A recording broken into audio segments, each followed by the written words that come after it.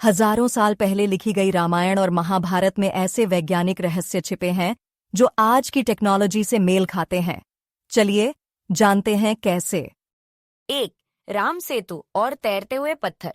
क्या आपने कभी सोचा है कि राम सेतु के पत्थर पानी में तैरते कैसे हैं?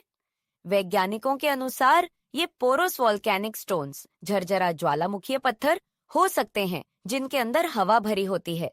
लेकिन वाल्मीकि रामायण में इसका जिक्र पहले ही हो चुका है, जहां नल ने कहा था कि समुद्र में एक खास तकनीक से पत्थर तैर सकते हैं।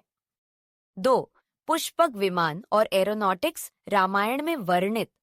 पुष्पक विमान क्या सिर्फ एक कल्पना थी या फिर यह एक एरोनॉटिकल साइंस का प्रमाण था? इसका विवरण हूबहू आधुनिक विमानों जैसा मिलता है, स्वचालित, बिना घोड़े या बल के उड़ने वाला और इच्छानुसार दिशा बदलने वाला। कुछ वैज्ञानिक मानते हैं कि प्राचीन भारत में एरोस्पेस टेक्नोलॉजी पर शोध हुआ था। 3.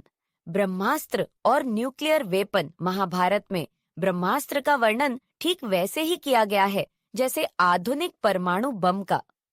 कहा जाता है कि ब्रह्मास्त्र का प्रयोग होने के बाद भूमि बंजर हो जाती थी, जल विषैला हो जाता था और कई वर्षों तक वहां जीवन असंभव हो जाता था। क्या यह रेडिएशन इफेक्ट नहीं है? 4. कौरवों का जन्म। क्या यह क्लोनिंग थी? महाभारत के अनुसार गंधारी के 100 पुत्र एक घड़े में विकसित किए गए थे।